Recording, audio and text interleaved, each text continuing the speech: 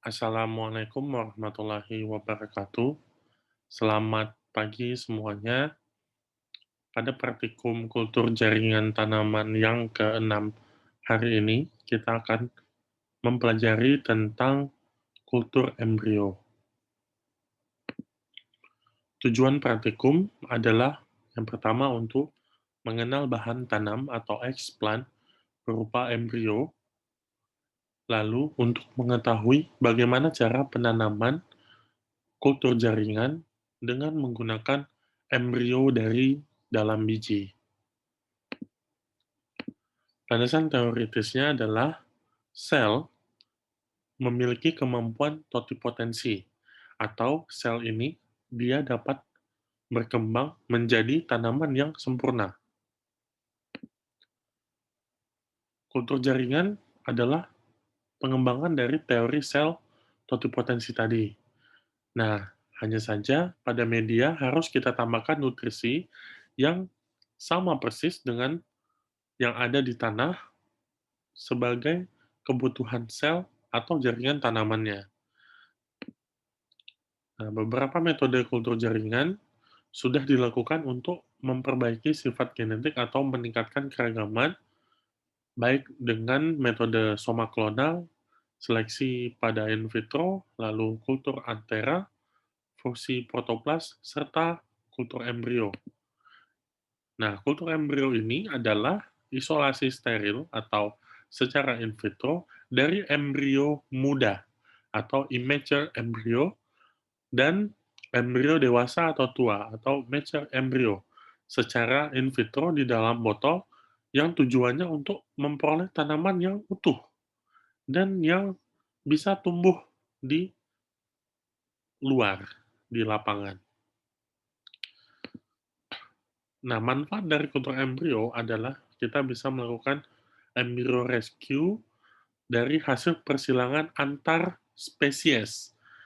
Nah, kenapa itu? Karena biasanya persilangan konvensional antar spesies itu tidak terjadi dan kalaupun terjadi akan menyebabkan atau menghasilkan anak yang tidak fertil atau steril, tidak bisa membuah. Oleh karenanya, dengan kultur embrio diharapkan kita bisa menghasilkan tanaman atau menggabungkan tanaman yang berbeda spesies, tapi dia bisa bereproduksi lagi. Nah, selanjutnya tanaman tadi yang hasil persilangan ini kita seleksi dan diuji sesuai dengan sifat yang kita atau karakter yang kita inginkan. Keperluan alat dan bahan selama kultur embrio adalah lebih kurang sama seperti kita membuat media atau kulturanter, yaitu ada laminar airflow, ini merupakan kabin steril untuk kita mengkulturkan embrio, lalu ada beaker glass untuk mengukur, talenan untuk memotong biji tadi untuk melakukan embrionya, lalu bunsen untuk sterilisasi, petri dish untuk meletakkan biji-bijian atau bahan eksplan, lalu pinset untuk memegang bahan eksplan atau bahan tanam secara tak langsung, lalu sprayer untuk biasanya alkohol ataupun aquades diisi, kemudian gunting, ada juga tisu, skalpel, aluminium foil, dan alat tulis. Serta bahan yang kita butuhkan adalah tentu media MS. Lalu ada alkohol 70%, aquades steril, biji. Nah, biji bisa biji apa, kacang tanah, dan jagung, lalu ada Baiklin atau Clorox untuk sterilisasi bahan tanam.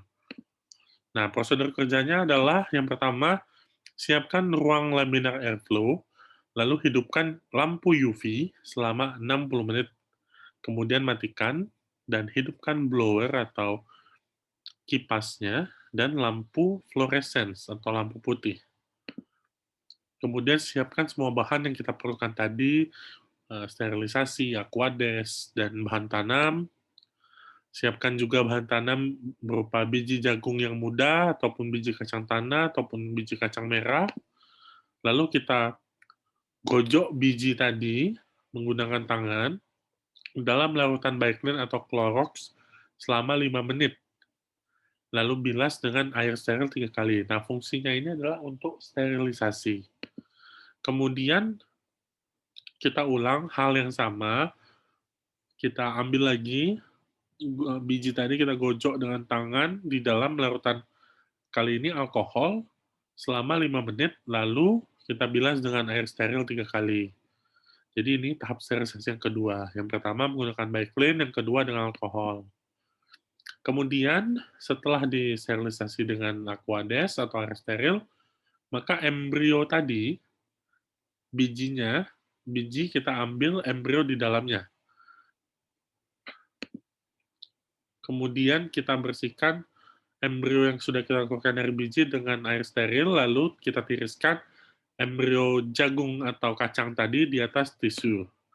Kemudian embrionya ditanam di media yang MS yang sudah kita siapkan. Nah, saya rasa Anda-Anda sekalian pada penasaran seperti apa bentuk embrio dari masing-masing biji tadi. Bentuknya adalah seperti ini. Nah, semisal ini kita gunakan kacang merah dan juga jagung manis.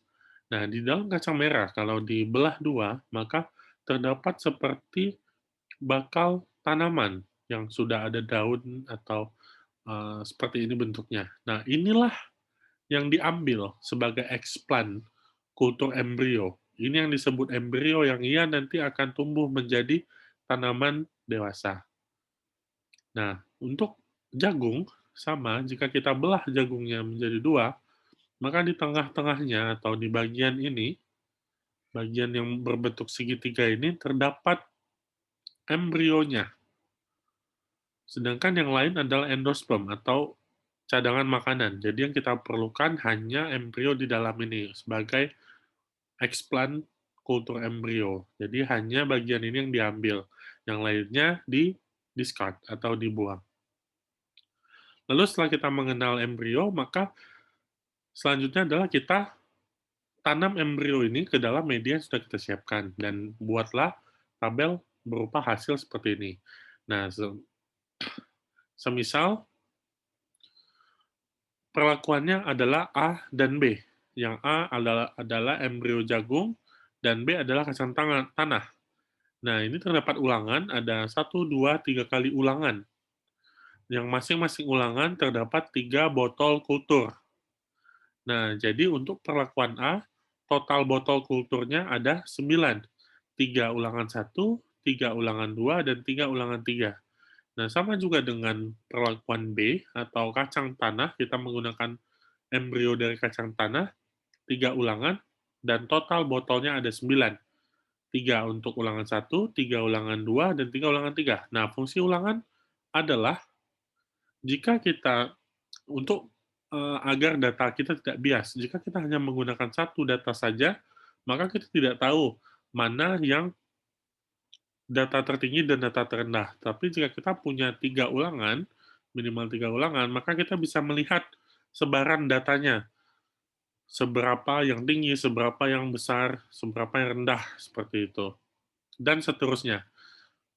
Jika kalian punya perlakuan lebih, maka perlakuannya akan C, D, E, sampai sekian.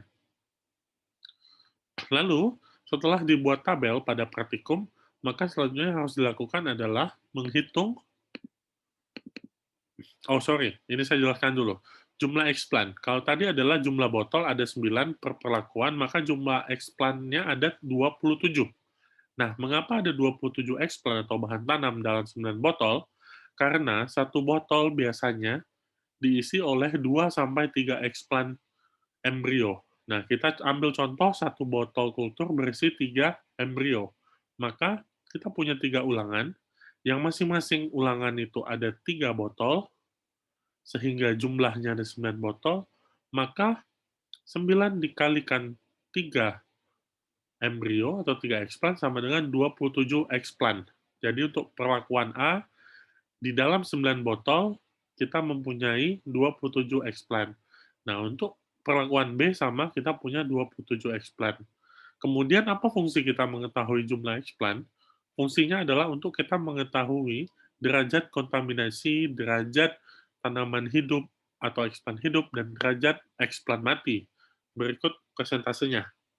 Jadi, ada 3 parameter pengamatan atau variabel yang kita ukur. Yang pertama, persentase eksplan yang hidup. dalam persentase, yaitu explant hidup dibagi jumlah explant keseluruhan dikali 100%. Nah, yang kedua persentase explant yang tidak hidup, dan yang ketiga persentase explant yang terkontaminasi. Nah, mari kita lakukan pengamatan praktikum. Nah, pengamatan mulai kita lakukan minimal 3 hari setelah kultur, hingga tanaman nanti membentuk planlet atau tanaman utuh. Nah, sebagai contoh, pada hari ketujuh di perlakuan A atau perlakuan embrio jagung, terdapat 7 botol explant. Tadi kita punya 9 botol ya, ingat. Kita punya 9 botol. 7 botol explantnya hidup, 1 botol explant tidak hidup, dan 1 botol kontaminasi. Pertanyaannya adalah, hitung persentase explant hidup, persentase explant tidak hidup, dan persentase explant kontaminasi. Maka caranya adalah, pertama, persentase explant yang hidup, kita punya 7 botol, nah 1 botol terdiri dari 3 explant, berarti kalau 7 botol sama dengan 21 explant. Dibagi total explant, ada 27 explant dikali dengan 100, sehingga persentase explant yang hidup 77,78%. Nah, persentase explant yang tidak hidup, kita punya 1 botol explant tidak hidup, atau setara dengan 3 explant, dibagi dengan 27 explant dikali 100, sama dengan 11,11% explant yang tidak hidup. Sedangkan explant yang terkontaminasi, ada 1 botol, atau setara dengan 3 explant dibagi 27 explant dikali 100, sama dengan 11,11% explant yang terkontaminasi. Oke, saya harap pada mengerti dan paham apa yang disampaikan pada praktikum hari ini. Lalu di e-learning ada juga video YouTube bagaimana cara melakukan kultur embrio pada jagung. Silakan ditonton videonya agar lebih memudahkan pemahaman kalian. Jika ada pertanyaan, boleh langsung ke forum diskusi. Terima kasih, sampai jumpa. Assalamualaikum warahmatullahi wabarakatuh.